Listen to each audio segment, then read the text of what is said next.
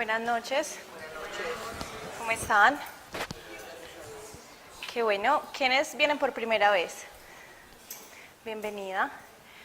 Bueno, no somos una iglesia, somos un grupo. Hablamos sobre el amor de Dios, sobre un Dios cercano, sobre Jesucristo.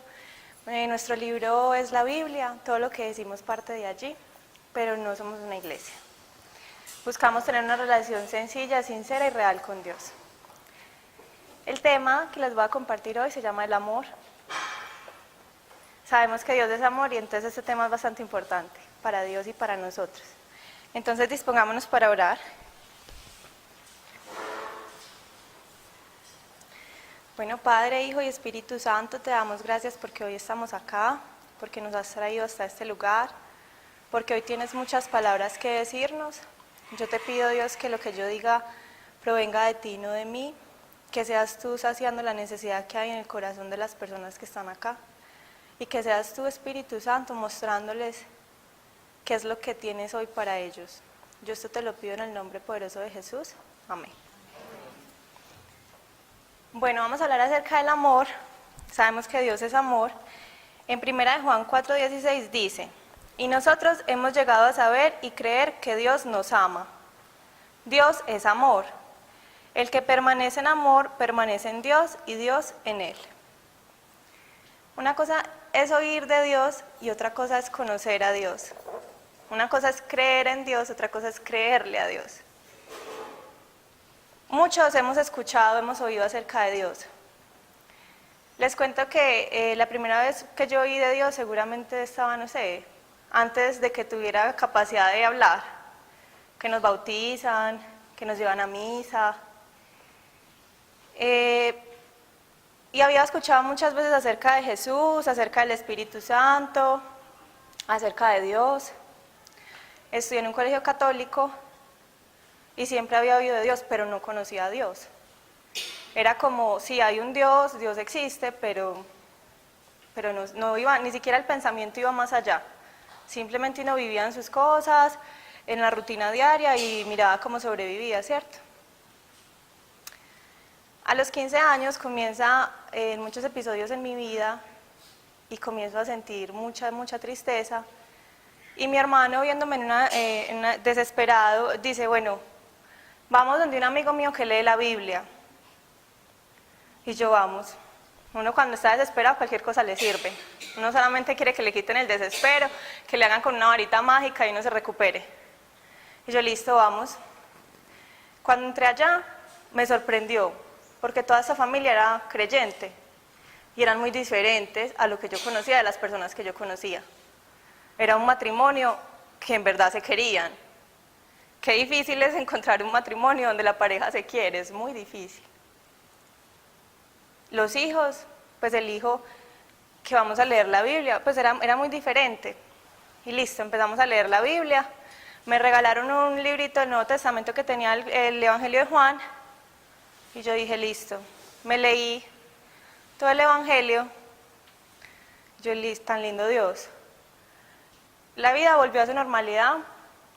Yo volví como a esas cosas que uno lo estabilizan. Que en la vida de cada uno de ustedes puede ser diferente. A uno lo puede estabilizar, sentirse seguro con el dinero, con la belleza, con una pareja. Resulta que fue muy diferente cuando conocí a Dios y un día Dios decidió hablarme. Y no fue a través de una voz, pero sí mi corazón diferenció que no era yo. Y yo decidí creer, porque eso también es el paso. Yo pienso que Dios nos ha hablado a todos. La diferencia está en que no decidimos creerle. Nos decimos, esto me lo inventé yo, o esto es cosa mía, o qué me está pasando a mí, o ese mensaje que están diciendo eso no es para mí. Entonces yo le creí a Dios y Dios me decía, abandona la vida que tienes, abandona tus amistades y ven conmigo, que vas a ser muy feliz. Y yo le dije a Dios, listo. Y comenzó un romance con Dios. Me imagino que algunos de ustedes saben que cuando uno comienza con Dios y empieza a conocer que en realidad Dios existe, se enamora. Porque ¿cómo es que Dios me puede hablar a mí? ¿Cómo es que yo leyendo la Biblia, Él me da una respuesta a algo que yo necesito en mi vida? ¿Cómo es que yo voy a un grupo y me hablan exactamente lo que yo necesito escuchar? ¿Cómo es que Dios en un sueño me dice te amo? ¿Cómo es que les cuento que al principio una de las cosas que hizo Dios muy lindas, es muy trivial dentro de todo, pero muy linda, porque yo estaba en las vacaciones y en mi mundo adolescente tenía muchas dificultades. Y resulta que la menor de las dificultades era que quería ir a una cabalgata, pero no tenía la plata. Y resulta que yo estaba haciendo la fila para pagar una cosa en el banco y yo dije, qué rico sería que yo llegara a mi casa y mi papá me diera la plata de la cabalgata sin que yo se la pidiera. Pero de hecho ni siquiera se lo dije a Dios, simplemente tuve un pensamiento. Cuando salí de ese lugar, empecé a caminar y había un billete doblado en la mitad de la calle, habían muchas personas en esa calle, porque era una avenida principal. Yo no pensaba nada, yo simplemente me agaché, cogí el billete, lo hice hacia el sol y me lo guardé. Cuando me di cuenta de lo que estaba pasando y que me había guardado un billete, yo dije, ay, ahí volví a ser yo y yo dije como, ¿qué está pasando? ¿De quién es este billete? Y yo miraba para todas partes y había un señor en un paradero de buses y me decía, bien. Y yo como que, yo, bueno, esto como que es para mí. Y era la plata exacta para la cabalgata. Y Dios me dijo, tu papá no te lo dio, pero te lo dio tu otro papá sin que tú se lo pidieras. Entonces esas son las cosas que uno dice, Dios lindo, Dios es lo máximo. Y entonces, si digamos ustedes están conociendo a Dios o lo quieren conocer, permítanse sentir estas cosas. Saber que Dios los quiere consentir, que Él es poderoso para hacer muchas cosas y más que pues uno llega al Dios bombero y Dios le apaga el fuego. Pues cuando uno llega todo en problemado, Dios en realidad llega y le dice sí, como el hijo pródigo. Y Dios le dice, sí, hijo, ven, yo te voy a aliviar, te voy a curar. Entonces es dejarnos enamorar y disfrutar de ese momento bonito que es conocer cómo ese esplendor de Dios. ¿Qué más que saber que Dios en realidad sí nos habla y podemos relacionarnos con Él? Pero después de eso, llega otra muestra de amor, que es la disciplina, que es donde realmente Dios nos muestra que nos ama porque Él no quiere que sigamos siendo unos bebés tomando tetero. La mamá que deja que su hijo tome tetero y tenga pañal hasta los 10 años no ama a su hijo. ¿Qué mamá quiere crear un hijo inútil? Una mamá que ama a su hijo quiere que su hijo aprenda a ser independiente. Dios no nos quiere cargar todo el tiempo. Él quiere que nos paremos y caminemos al lado de Él, tomados de la mano. ¿Quién tiene Biblia que me pueda colaborar?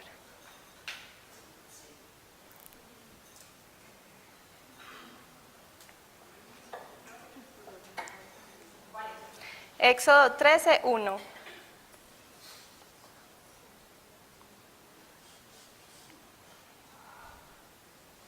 El Señor se dirigió a Moisés y le dijo. Éxodo 13, 1. Sí, sigue a ver. Conságrame los hijos mayores. No. Éxodo 13, 17. Qué pena contigo. Cuando el faraón dejó salir al pueblo. Sí, ese sí.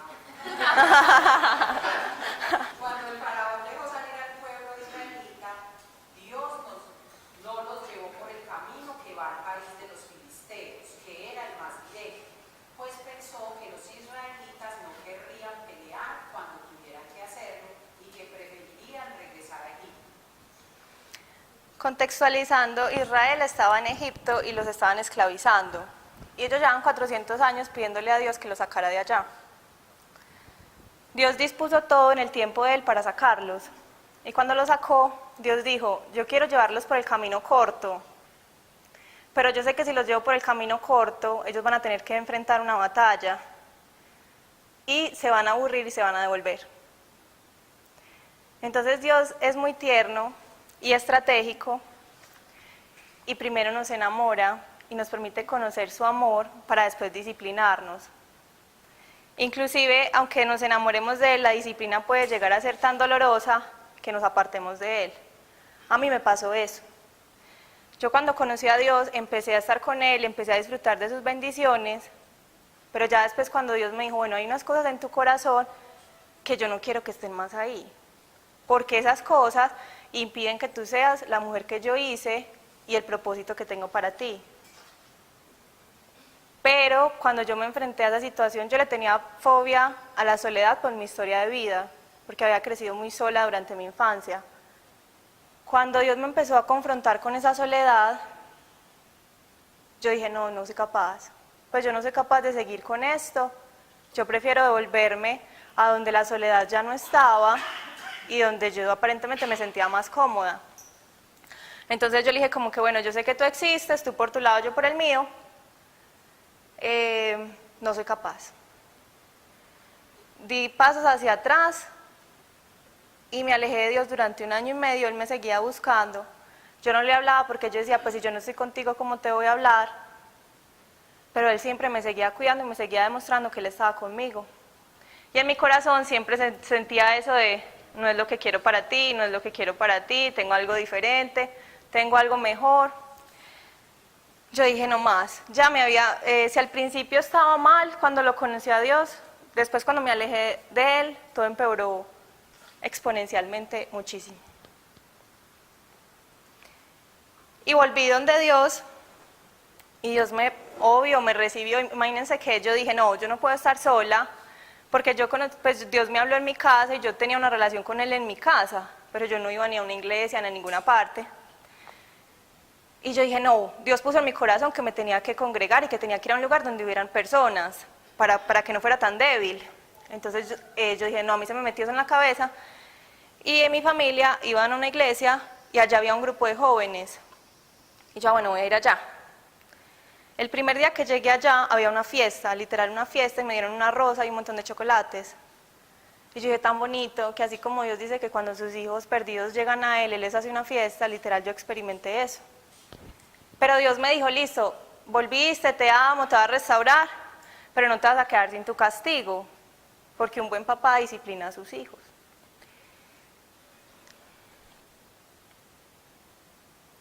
Dios nos ama y Él necesita que nosotros dejemos de ser unos bebés y nos convirtamos en unos adultos. Pau, 1 Corintios 13, 11.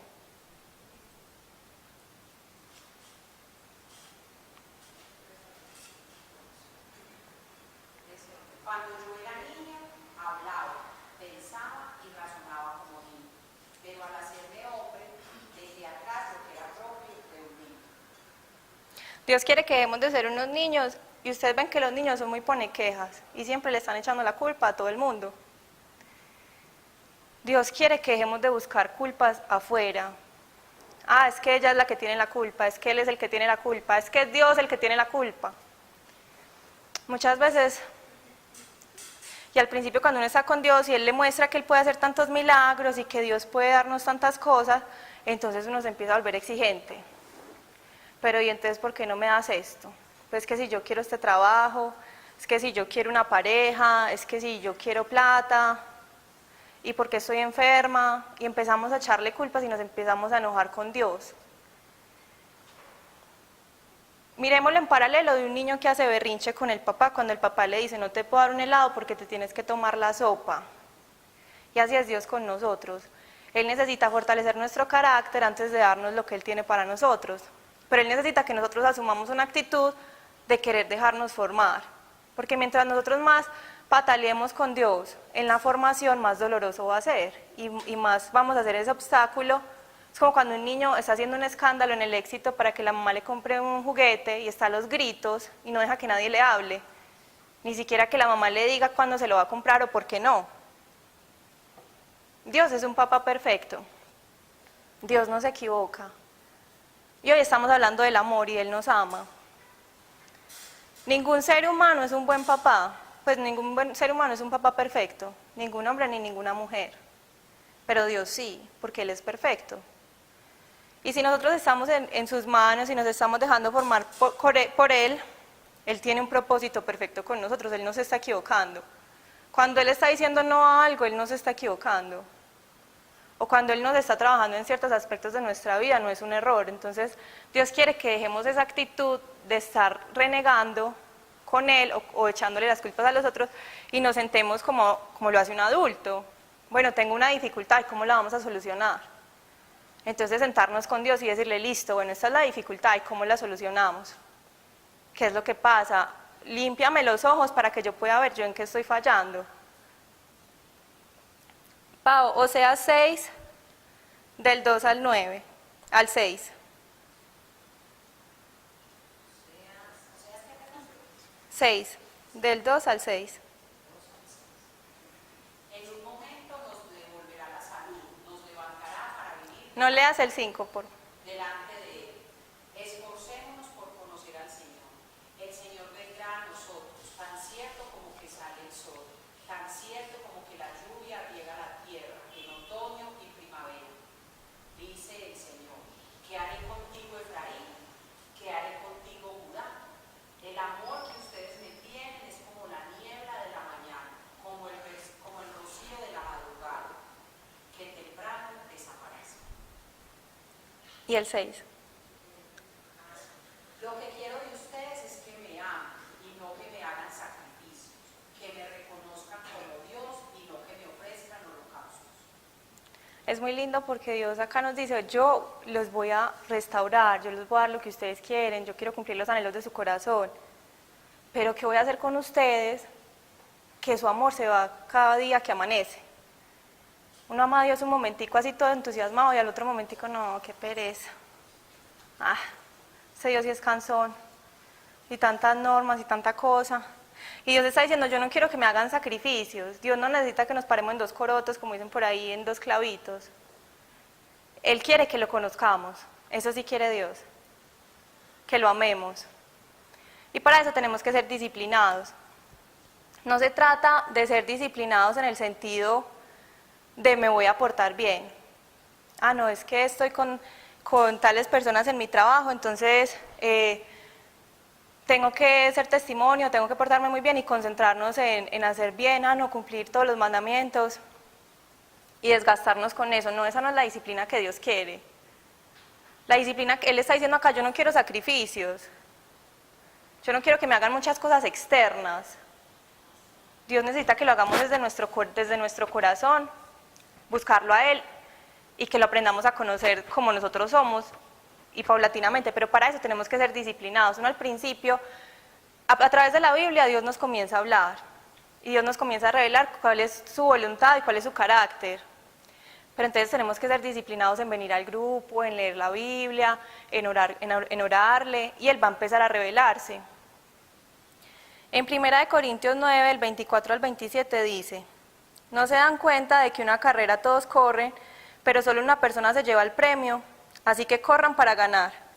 Todos los atletas se entrenan con disciplina, lo hacen para ganar un premio que se desvanecerá, pero nosotros lo hacemos por un premio eterno. Por eso yo corro cada paso con propósito.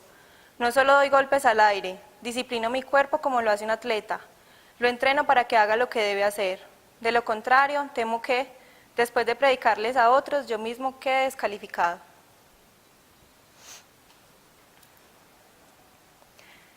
Es muy importante para Dios que nosotros mismos aprendamos a renunciar a nosotros. Pero no en el sentido tradicional de que la vida con Dios se vuelva un sacrificio y la cosa más tormentosa, sino que Dios quiere que dejemos de autolamentarnos, de autocompadecernos, de decirnos pobrecito yo. Eso es lo que Dios quiere. Para que nosotros podamos amar a Dios, tenemos que abandonar esa idea de que la desgracia está sobre nosotros y que nunca va a cambiar. Es algo muy chistoso porque cuando yo era niña y pues me quedaba sola en mi casa, como les conté ahorita, yo me ponía a llorar al frente del espejo. Dios me mostró eso años después. Y Él me dijo, ¿cómo ese acto alimentó tanto mi autocompasión y me hizo tanto daño? Pues imagínense, lloraba al frente de un espejo como quien dice, pobrecita. Pobrecita está triste, eso me daba más tristeza. Dios quiere que no seamos así. O sea, y es real, Dios necesita que nosotros dejemos de ver las circunstancias de la vida como yo soy el más de malas, a mí me pasa lo peor, todo está mal en mí. O es que no, es que yo siempre hago todo mal, a nadie le gusta. Tenemos que dejar esa actitud. En Mateo 16, 24 dice, entonces Jesús dijo a sus discípulos, si alguno quiere venir en pos de mí, Niéguese a sí mismo, tome su cruz y sígame. Acá Dios no está diciendo, vea, usted tiene que ser el más triste y desdichado si está conmigo y va a poder ser mi discípulo. Acá Dios está diciendo, ve, yo necesito que dejes de autolamentarte, porque si lo seguís haciendo, no vas a poder llegar a mi propósito.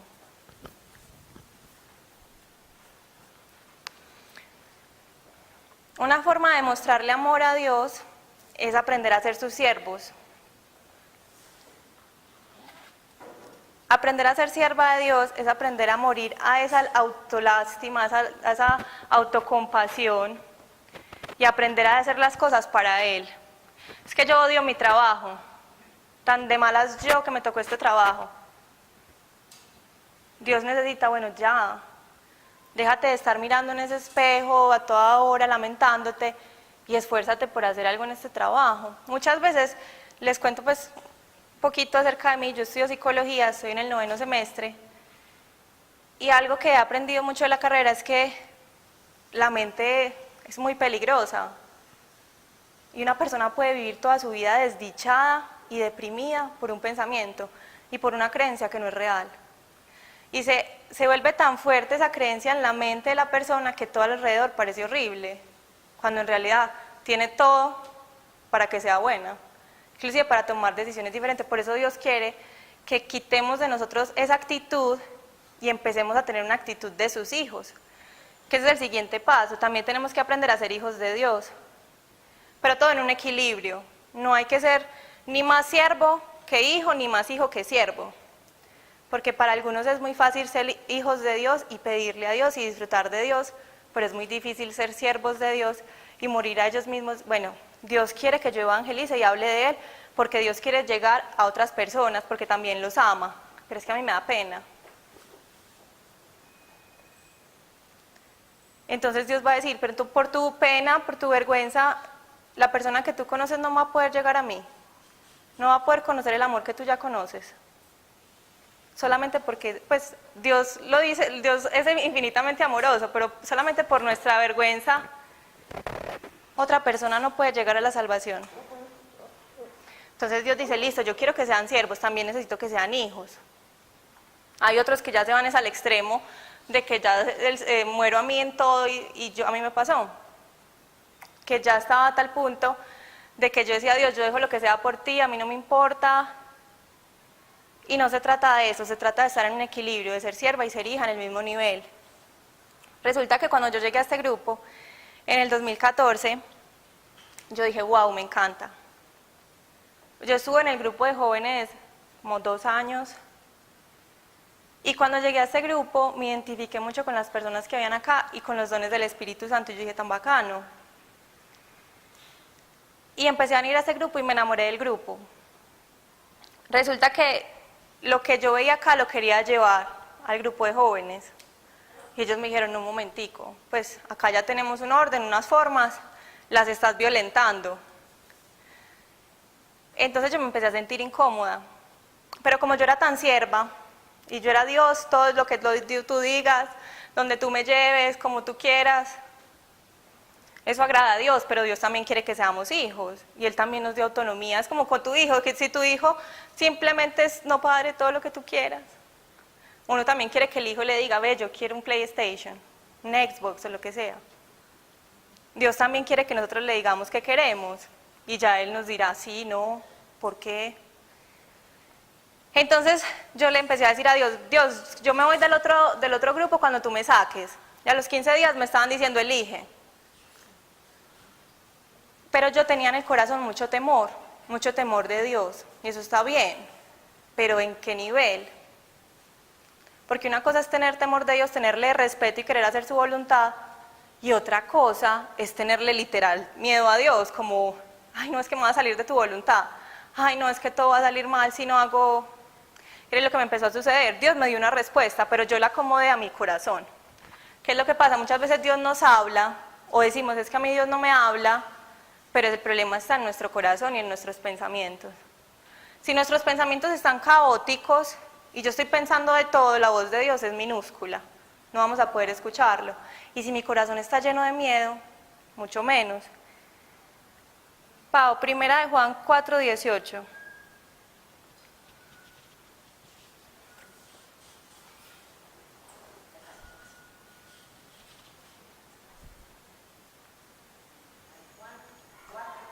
Dieciocho. Donde hay amor no hay miedo. Al contrario, el amor perfecto echa fuera el miedo, pues el miedo supone el castigo. Por eso, si alguien tiene miedo, es que no ha llegado a amar perfectamente. Y sabemos que Dios es amor y Él quiere que conozcamos su amor por nosotros perfectamente. Y bueno, Dios es más grande que nuestros errores. Yo me llené de temor y yo me quedé en el otro grupo y dejé de venir acá porque yo decía, yo renuncio a lo que sea por Dios. Y esa era la actitud que había en mi corazón y Dios ni siquiera me lo estaba pidiendo. Pero Dios sí utilizó eso para mostrarme muchas cosas. Y resulta que en ese proceso yo no sabía qué iba a pasar. A mí no hay nada que me apasione más que Dios. Entonces para mí era algo realmente serio. Para mí el hecho de escoger un grupo, a dónde iba a ir, con qué personas iba a estar, para mí era realmente importante. Para mí fue realmente doloroso. Resulta que en ese proceso Dios me enseñó a caminar en fe. Y yo no veía nada, yo no tenía ni idea de qué iba a pasar, hacia dónde Dios me iba a llevar, pero Dios me decía, espera y ten confianza. Entonces yo a través del dolor, yo le empecé a dar gracias a Dios y empecé realmente a confiar, o sea, no solamente a decir gracias con mi boca, que uno muchas veces como, sí, gracias Dios por esto tan maluco, sí, gracias Dios porque hay que darte gracias por todo. Pero yo lo empecé a bajar a mi corazón y en verdad empecé a creer que Dios me ama.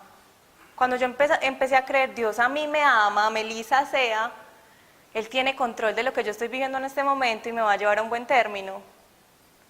Entonces yo en este momento no tengo ni idea de qué está pasando. No sé qué va a pasar, pero sí sé que Dios me ama y sé que esta me va a sacar y sé que algo bueno va a pasar. Cuando lo empecé a declarar y lo empecé a creer en mi corazón, yo era la más tranquila, la más feliz. Y nada había cambiado, pero yo estaba contenta. Me aburría cuando iba al otro grupo, pues, pero después se me pasaba. Fue muy lindo porque de un momento a otro Dios me volvió a traer acá y ni siquiera me di cuenta cómo. Fueron los sucesos que fueron aconteciendo y decía, estaba acá y todo se acomodó. Inclusive en la otra iglesia me dijeron sí. Fue una actitud muy diferente, inclusive Dios trabajó el corazón de esas personas allá también. Entonces Dios usa todo lo que nosotros vivimos. Muchas veces queremos tener el control de nuestros procesos con Dios. Y como que también el proceso con Dios sea perfecto. Muchas veces uno cree que está en el caos más grande y Dios lo tiene todo bajo control. Y Dios está diciendo, está perfecto. Y uno, ay, estoy haciéndole daño a este, a fulanito, a tal. Y mentiras, que Dios tiene el control y todo va a salir bien. Y Dios trabaja en muchos corazones a la vez en una circunstancia. Entonces no se aferren a creer qué es lo bueno y qué es lo malo para ustedes, porque es que nosotros no tenemos la capacidad de ver el futuro. ¿Cómo saber con certeza que algo es bueno o algo es malo en el futuro? Entonces hay que confiar en que Dios nos ama y eso fue lo tan bonito, que tener la certeza de que Dios cuida sus pasos. Si ustedes ya le entregaron el corazón a Dios, si ustedes están con Él, Él está cuidando sus pasos y Él no va a dejar que ustedes tropiecen. Porque Dios nos ganó a nosotros y nosotros no a Él. Él fue el que dio su vida por nosotros, Él fue el que hizo todos los sacrificios, es Él el que hace la obra en nosotros, no somos nosotros los que nos autodisciplinamos. Lo que nosotros tenemos que hacer es disponernos a abrir el corazón y conocerlo y escucharlo. Y cuando Él nos corrija, hacer los cambios que tenemos que hacer. En 1 Juan 4:10 dice, en esto consiste el amor verdadero, no en que nosotros hayamos amado a Dios, sino en que nos amó a nosotros y envió a su Hijo como sacrificio para quitar nuestros pecados. En Romanos 5:8 dice, pero Dios prueba que nos ama en que, cuando todavía éramos pecadores, Cristo murió por nosotros. A Dios no lo sorprendemos, no le sorprenden nuestros pecados. Él ya lo hizo todo por nosotros, Él nos amó. Y eso es algo que Dios quiere que creamos. Él quiere que nos sintamos seguros de que Él nos ama, que Él ya dio todo por nosotros y que dejemos de estar sintiendo que el amor de Él es condicional, que a veces sí, que a veces no. El amor de Dios es seguro y firme. así también Dios quiere que nosotros lo amemos, que seamos firmes y seguros en amarlo. En Juan 14:21 dice, el que tiene mis mandamientos y los guarda, ese es el que me ama. Y el que me ama será amado por mi Padre, y yo le amaré y me manifestaré a él. Dios quisiera manifestarse a todos los seres humanos, seguro que sí. Pero acá dice, el que atiende mis mandamientos y los guarda es el que me ama, y ese es el que me va a poder manifestar. Porque si uno no se dispone a escuchar la palabra de Dios, a creerle, sino que uno está lleno siempre de la duda, de la incredulidad, no, Dios no se va a poder manifestar. Y es también un proceso paulatino, de saber que es como conocer a una persona, uno una persona la va conociendo con el tiempo y con pasar tiempo con esa persona, no de inmediatamente ya sabes todo. Dios dice, dichoso el de corazón limpio porque verán a Dios. Entonces, es de cierta forma las renuncias que tenemos que hacer y también saber que ese proceso de conocerlo a Él empieza a limpiarnos y a transformarnos. Bueno, entonces los 2 mandamientos que Dios nos dice, que es donde se reúne toda la ley, es amarás a tu Dios sobre todas las cosas, con todas tus fuerzas, con todo tu corazón, con toda tu mente, y amarás a tu prójimo como a ti mismo. Entonces vamos a hablar un poquito acerca de amar al prójimo. Pero resulta que Dios dice que para amar al prójimo primero me tengo que amar. Pues Él dice, vas a amar a tu prójimo como te amas a ti. Pues si tú no te amas, tú no vas a poder amar al otro, o como tú te ames a ti. Si tienes una baja autoestima, pues tu trato con el otro pues va a ser en el mismo nivel. Entonces, para amarnos a nosotros, una buena forma de amarnos es no comparándonos. Dios botó molde cuando nos hizo a cada uno de nosotros, Él no repitió con nadie. Y nosotros estamos mirando a los dones del otro, a la relación del otro con Dios, a lo que el otro tiene, al cabello del otro, al físico del otro, la ropa del otro. Entonces, ¿qué pasa? Nos perdemos de todo lo que Dios nos dio porque estamos mirando lo que el otro tiene. Dios nos compara con un cuerpo. Él dice, unos son ojos, otros son nariz, otros son boca, otros son pies, y todos tenemos una función diferente y única. Si el pie se compara con la mano y dice que no la necesita, así dice en la palabra de Dios, ¿qué va a pasar? Entonces, si nosotros nos concentramos tanto en lo que el otro es y lo que el otro tiene, no vamos a poder cumplir nuestro propósito. Entonces, Dios necesita que nos dejemos de comparar. Y que cuando nos dejemos de comparar, nos conozcamos. Fue muy especial porque a mí una vez Dios me dijo, tú eres el regalo más grande que yo te di, tu vida. Tu vida es el regalo más grande que yo te di, más que a tu familia, más que a una persona, más que dinero, más que una empresa. Tú eres el regalo más importante que yo te di y tú no sabes muchas cosas acerca de ti. Tú no sabes muchas cosas que yo puse en ti. Por eso es muy importante conocernos, porque resulta que hay cualidades y dones que Dios ha puesto en nosotros que no sabemos. ¿Por qué? Porque nos estamos comparando y porque también el mundo eso es lo que quiere. En la palabra de Dios dice que nuestra lucha no es contra personas, sino contra el diablo, contra entidades espirituales. A mí me gusta mucho una frase que dice, la mejor estrategia del diablo fue hacer creer que no existía. Y a nosotros cuando nos hablan del diablo, eso es como, ay, ¿cuál diablo? A uno le hablan de Dios y ay, tan lindo Dios, sí, Dios lo máximo, el diablo no, eso no, no hable de eso. Pero resulta que el diablo sí nos ataca y desde muy temprana edad y sabe cómo hacerlo. Y la mejor forma como nos ataca el diablo es con el rechazo. Y desde chiquitos, desde el vientre, empieza a sembrar en nosotros rechazo, porque sabe que el mayor regalo que Dios nos dio es nuestra propia vida. Entonces, ¿qué necesita? Que nos odiemos, que nosotros mismos aprendamos a rechazarnos. Entonces, ¿qué pasa? En el transcurso de nuestra vida nos han rechazado de muchas formas. Los medios de comunicación tratan de rechazarnos a todos porque nos quieren poner a todos en el mismo molde. Yo ayer veíais que el reinado y yo decía, pero todas tienen el mismo vestido, todas tienen el mismo cuerpo, todas son igualitas, todas tienen el mismo peinado. Y eso es lo que quiere hacer el diablo con nosotros. Porque es que en la Biblia dice, tu pelea no es con esa persona, la pelea no está en el medio que hay detrás de eso, hay poderes espirituales.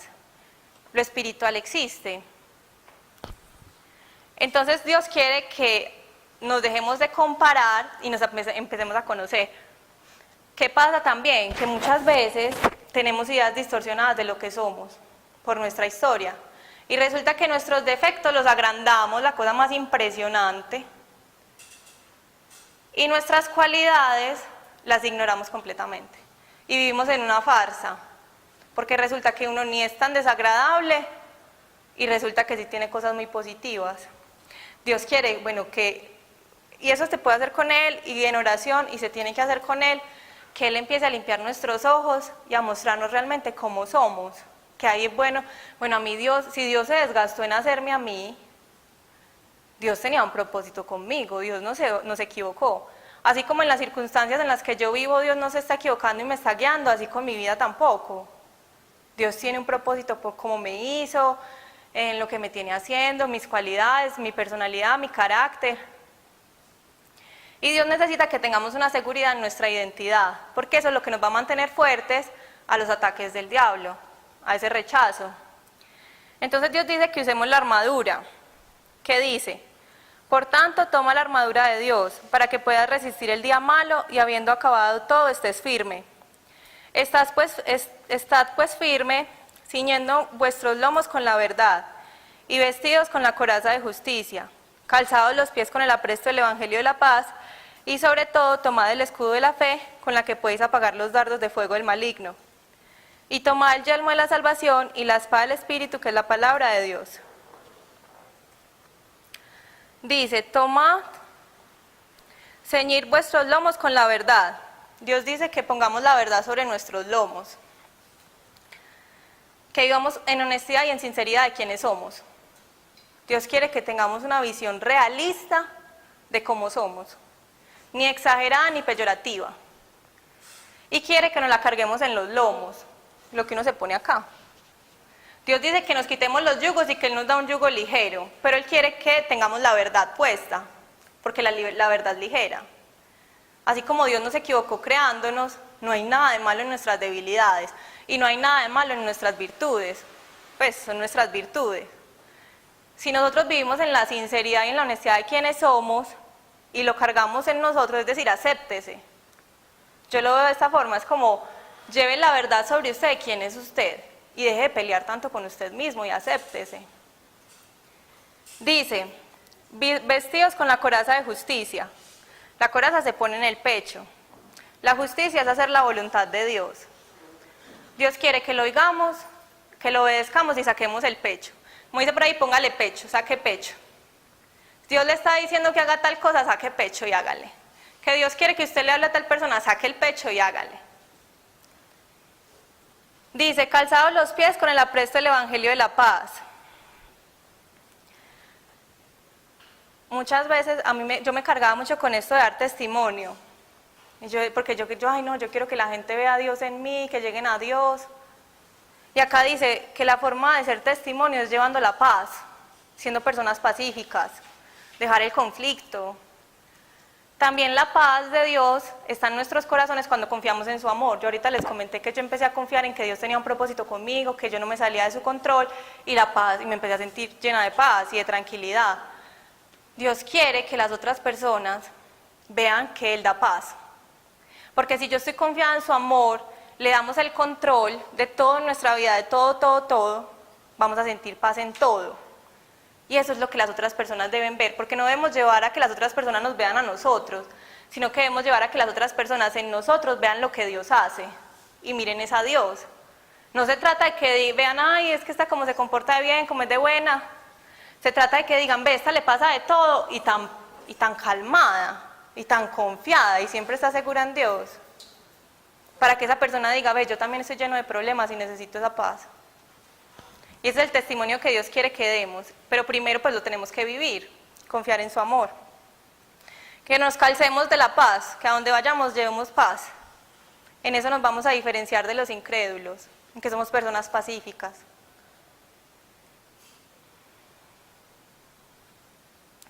Tomad el escudo de la fe con la que puedes apagar los dardos de fuego del maligno.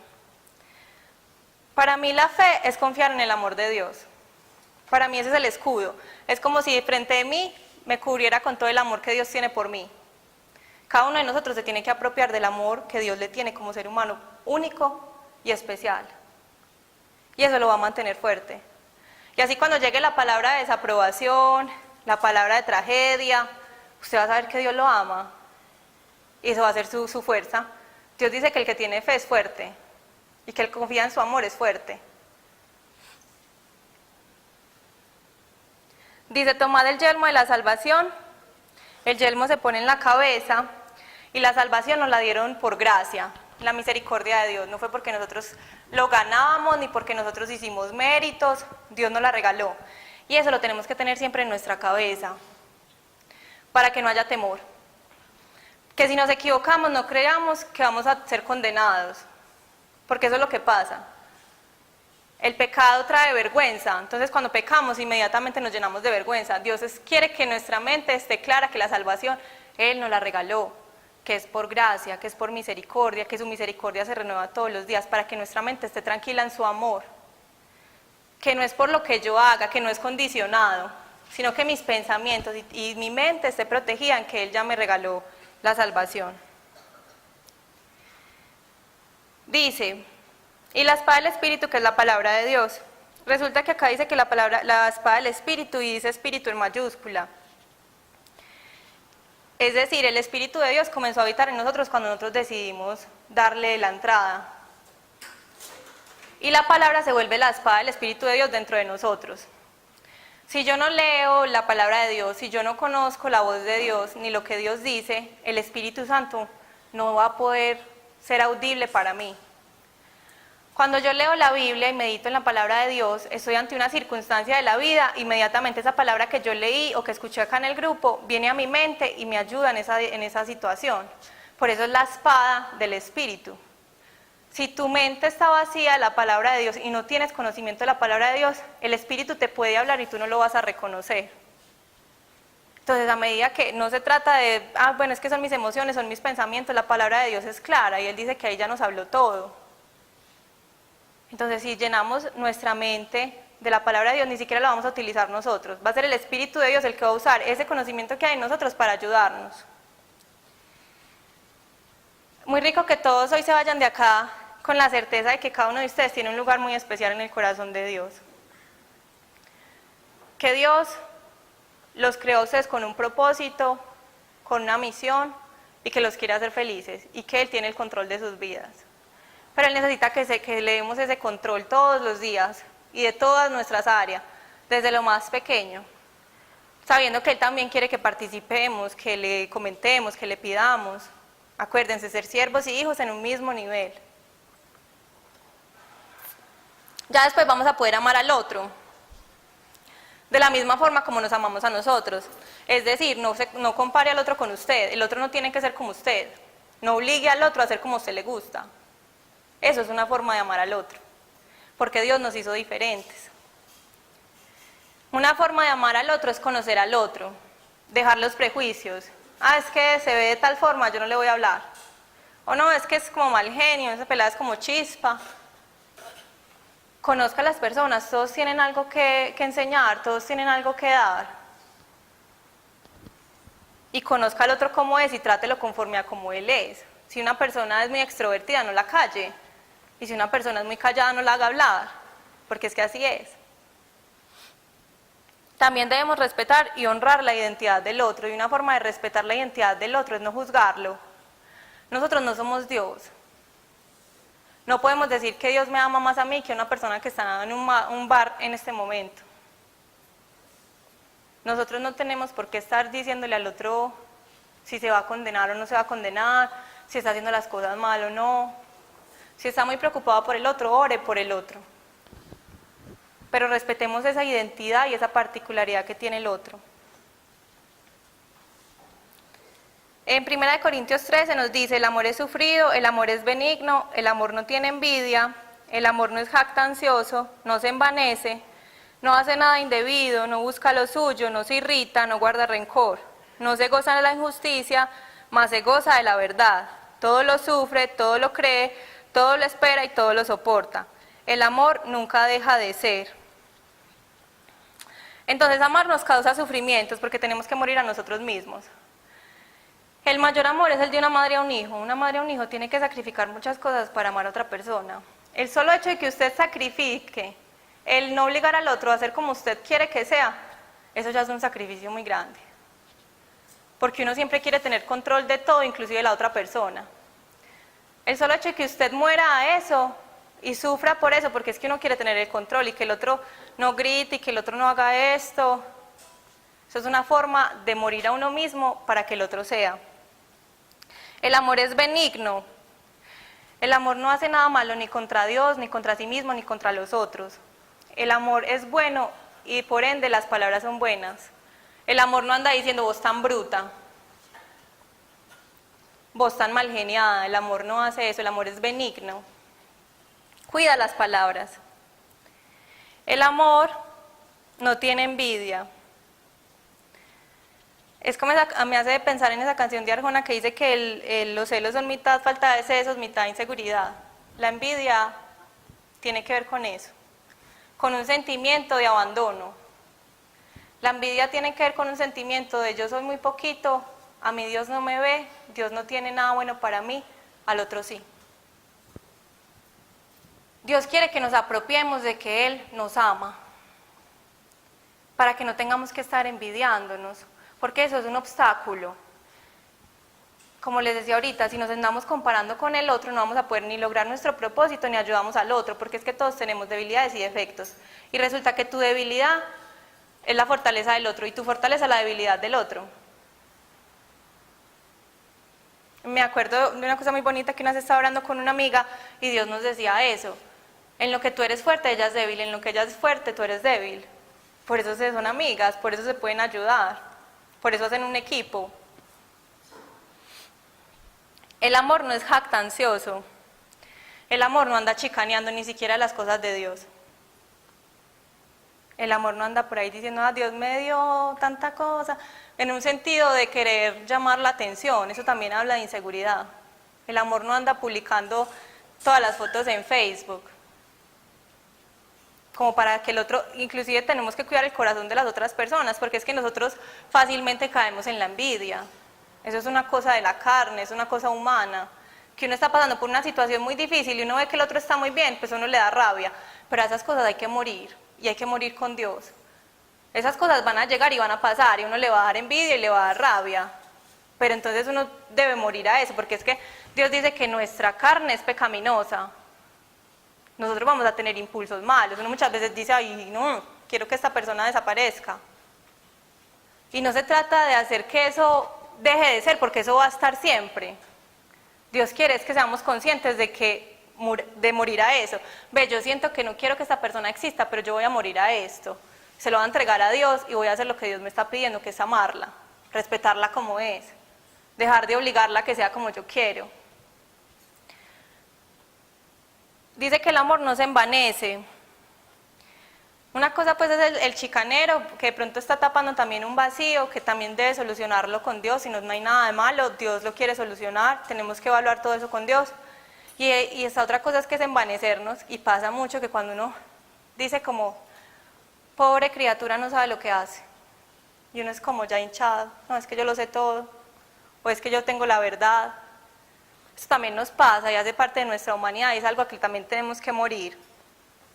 Porque Dios no tiene favoritos y resulta que todos somos iguales. Entonces una persona que tiene una clara identidad de sí misma sabe que tiene cosas buenas y tiene cosas malas. Y que la otra persona tiene cosas buenas y tiene cosas malas, entonces no tiene que volverse un ego gigante. Porque yo, ¿por qué me voy a creer mucho si resulta que yo también tengo defectos? No son los mismos que el otro, pero resulta que él es fuerte en lo que yo soy débil. Entonces, a final de cuentas, todos somos iguales porque todos tenemos defectos y fortalezas diversas, pero todos las tenemos. El amor no hace nada indebido. El amor respeta, aunque lo observen o no. Una persona que ama es una persona responsable y autónoma.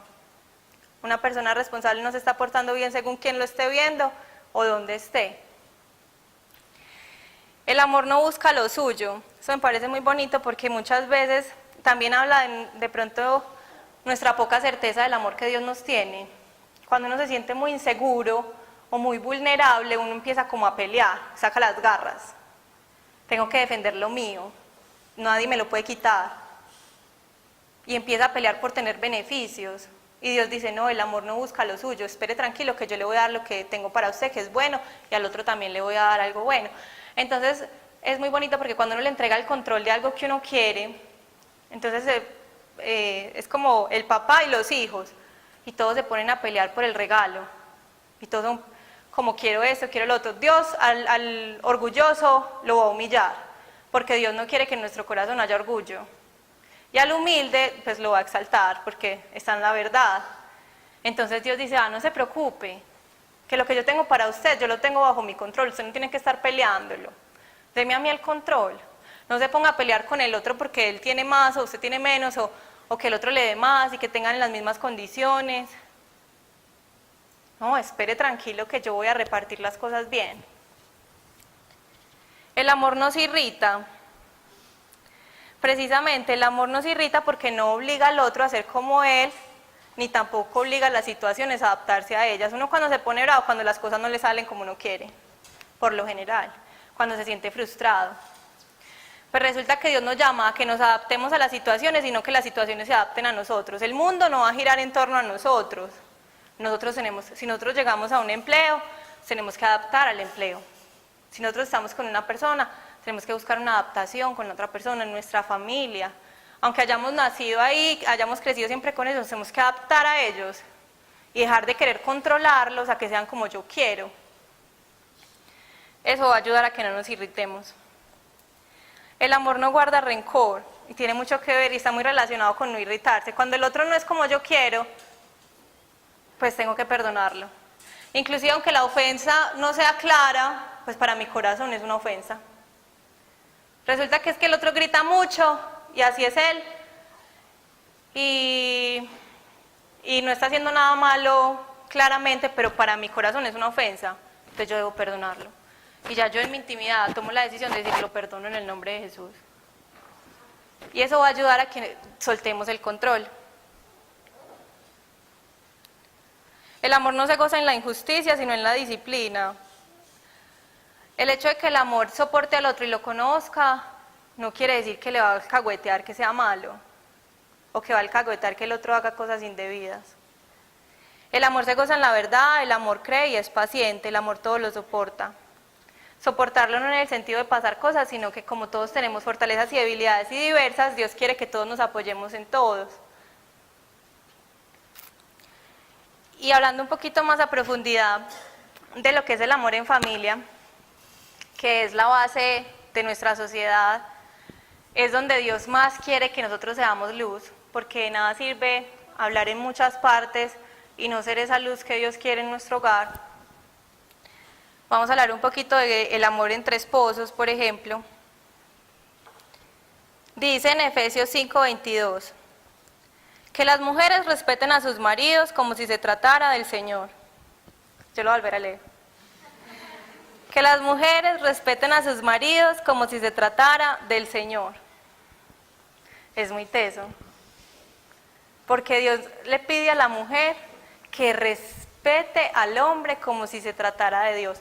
No vamos a irnos al extremo de cuando la gente dice pues que ya vuelven a la mujer el machismo, pues, y que lo tienen que respetar aunque la maltrate.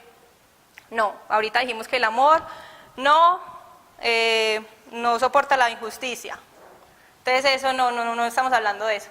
Estamos hablando de que la mujer guarde honra a su esposo como a Dios. Pasa mucho que pues uno ve que las esposas empiezan a como a rajar del esposo con todo el mundo y le cuentan a la hermana, a la prima, a todo el mundo todos los defectos del esposo. Dios no quiere eso. Dios quiere que usted respete a su esposo y una forma de respetarlo es guardar intimidad. Eso es una forma de respetar. No estar diciéndole a todo el mundo los defectos del otro, ni tratándolo mal. Pero también le dice algo a los hombres. Dice Efesios 5:25-33. Ustedes los maridos amen a sus esposas como Cristo amó a la iglesia, por ella entregó su vida.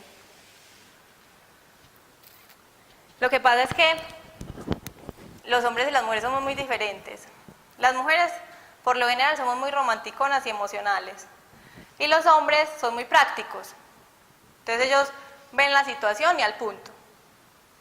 Resulta que Dios le está diciendo al hombre que se sacrifique como Cristo lo hizo, es decir, aprenda a ser romántico, porque la mujer lo necesita. Y no lo necesita solamente en un comienzo, en un momento, no, él lo necesita siempre. Y lo que pasa es que cuando la pareja cede e entrega el control a Dios y deja de querer controlar, los dos van a ser felices. Porque si la mujer respeta al marido y el hombre ama a la mujer, los dos se están sacrificando por el otro, pero el otro está haciendo feliz al otro. O sea, me explico. Si yo estoy concentrada en mi beneficio y quiero que el otro haga lo que yo quiero, vamos a vivir en una guerra. Y si el otro está en las mismas, vamos a estar como así. Por el contrario, si yo renuncio a mí por el otro y el otro está renunciando a él por mí, nos vamos a hacer felices, porque él me está dando y yo le estoy dando.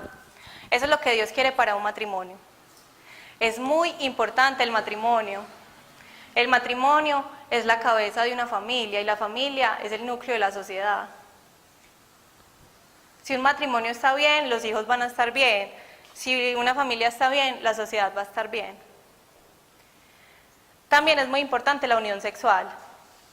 Y en 1 Corintios 7:5 dice: no pongan dificultades a su mutua entrega, a no ser de común acuerdo, y por cierto tiempo con el fin de dedicarse a la oración. Pero luego deben volver a la vida normal de matrimonio, no sea que, incapaces de guardar continencia, Satanás los arrebate al pecado.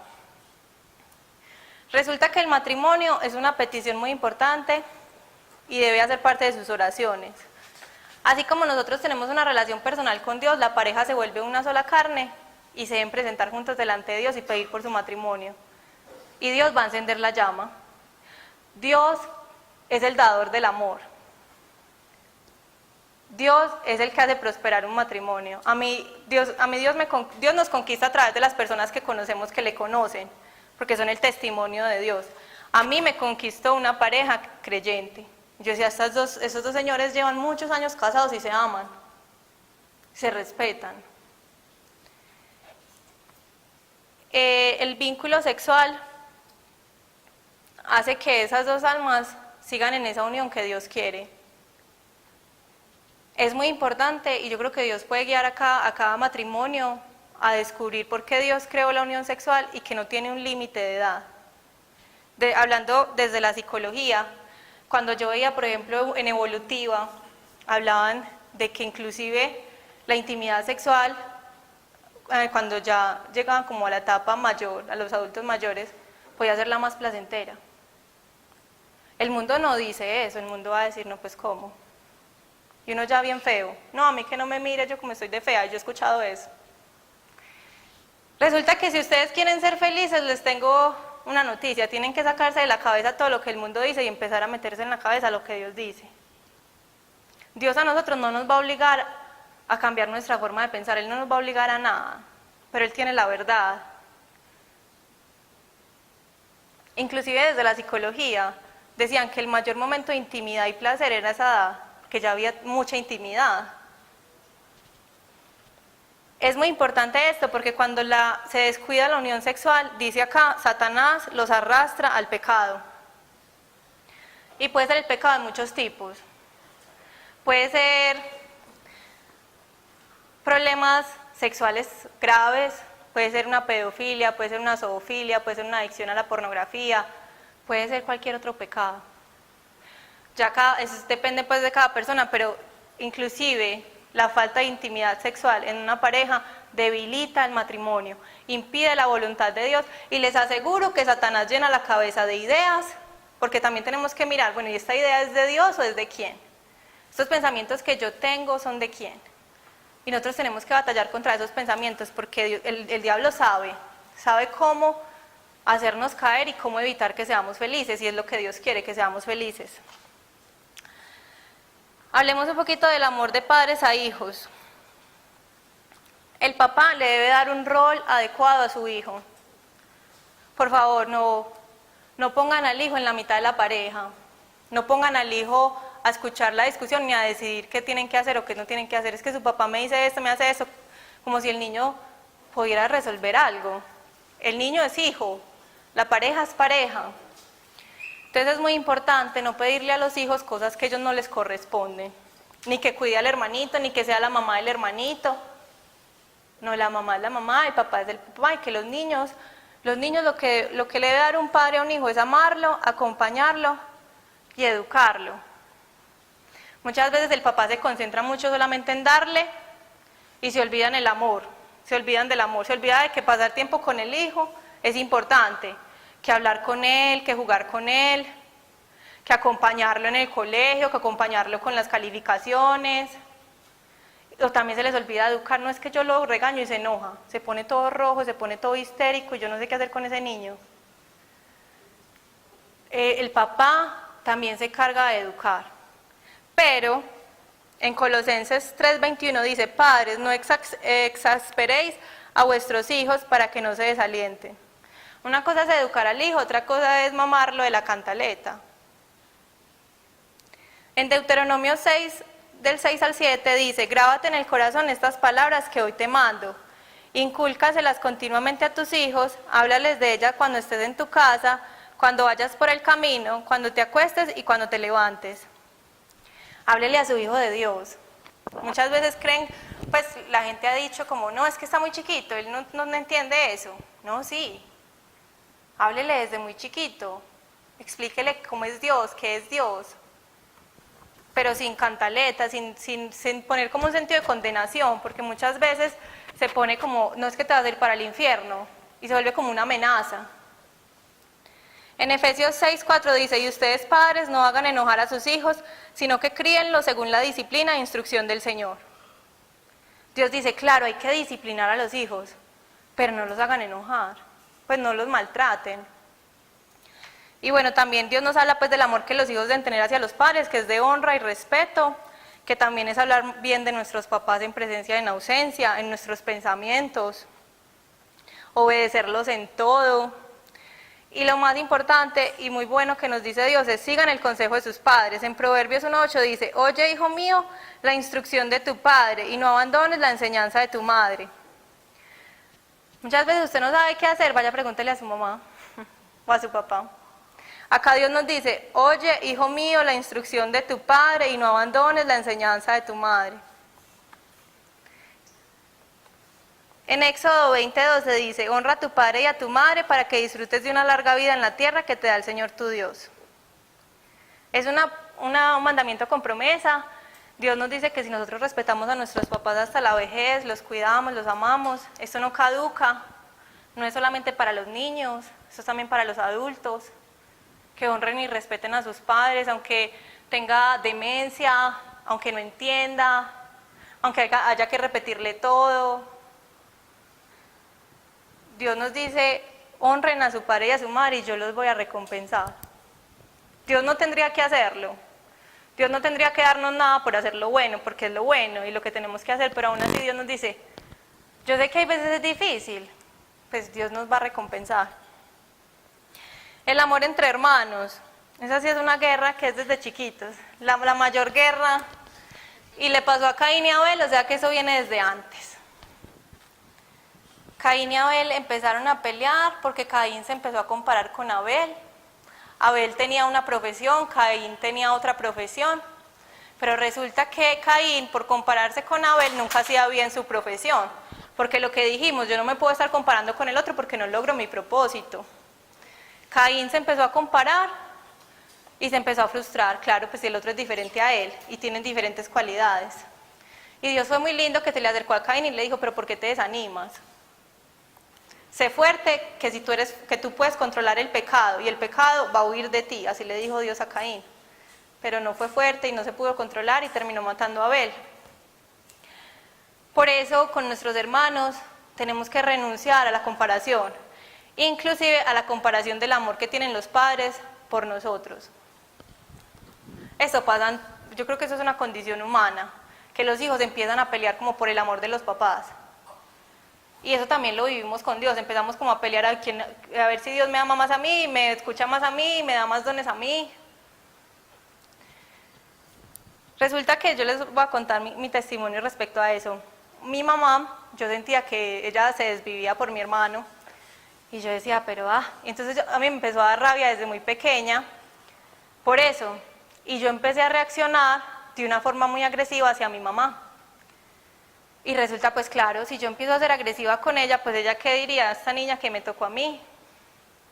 Y ella también empezó como a sentirse cargada conmigo.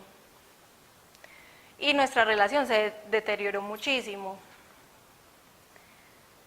Y todo pasa por una comparación de amor. Resulta que los papás también deben tratar de ser lo más ecuánimes con los hijos, aunque también sabiendo que todos somos únicos y diferentes, y también saber expresar ese amor único y hacerle entender al hijo que los amamos. Pero es bueno que también cuando un hijo tiene una reacción mal geniada o una reacción que no es correcta, no es solamente regañarlo por esa reacción, es saber, bueno, ¿qué necesidad necesita mi hijo? Por ejemplo, yo tenía celos y por eso era agresiva con mi mamá. O sea, siempre hay algo más allá de una reacción agresiva, siempre hay algo más allá de un mal genio, de una depresión.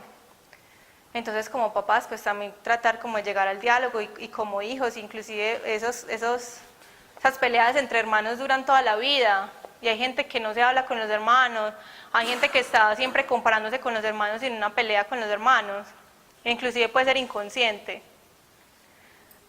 Pero Dios quiere que nosotros sepamos que somos amados por Dios y que nuestros papás también nos aman a todos de forma única y diferente.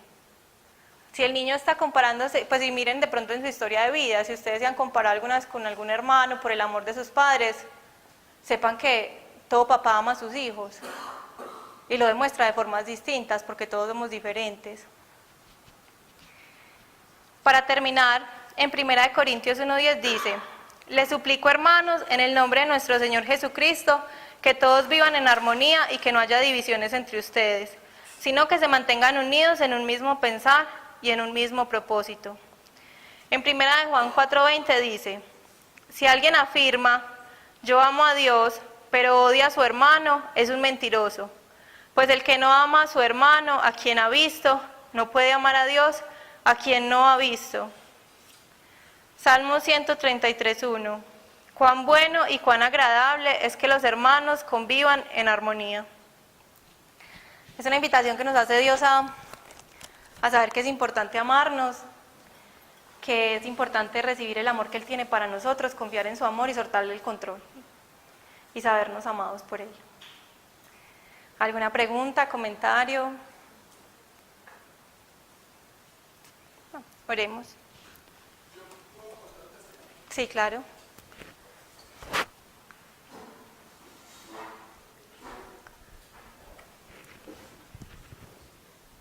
Bueno, buenas noches. Tu micrófono. Mi nombre es Santiago.